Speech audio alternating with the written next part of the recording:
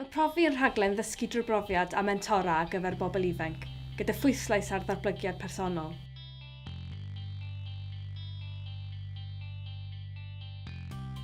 Mae timau o bobl ifanc yn cael eu herio i feddwl am broblem sy'n wynebu eu cymuned, ac yna mynd ati i feddwl am ateb fydd yn datrys y broblem.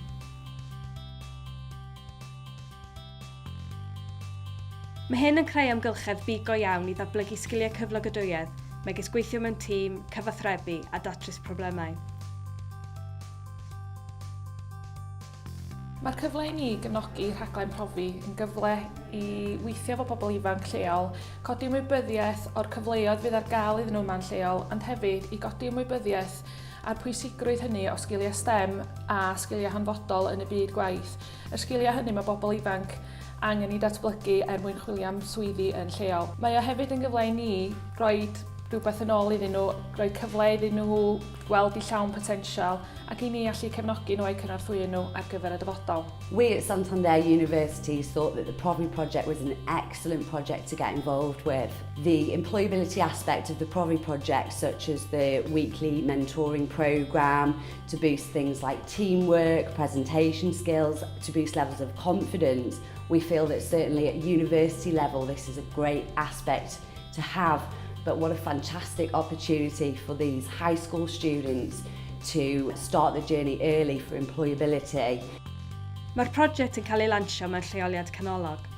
Ac yna, dros gyfnod o 12 wythnos, mae myfyrwyr Prifysgol Bangor, neu Prifysgwyr, yn hwyluso gweithdai gyda'r tîmau yn yr ysgolion.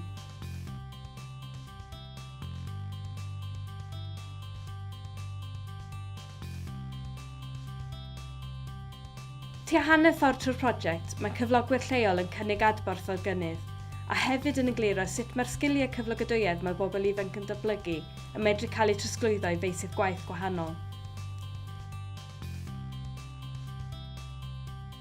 Uchafbwynt y rhaglen yw cystadleuaeth pitio, lle mae tîmau yn cyflwyno eu syniadau i banel o feirniad. Pob un yn gobeithio ennill 500 pint i roi eu syniad ar waith. About the 12 weeks of learning different skills, like meeting different employers as well. A lot of new skills learned by us all. Speaking in front of people, working as a team, generating, problem solving, generating ideas, loads of skills. I think our confidence, as the four of us, our confidence definitely the most. We bounce off each other, we're so good. I think, and we've created some really good ideas for the future, really good. Definitely recommend it to anybody that, we never thought 12 weeks ago, we were just put together as a group and now we're the winners with £500. It's amazing. Mae'n fraint cael rhannu'r profiad gyda'r bobl ifanc a gweld eu hunain hyder yn hedfan.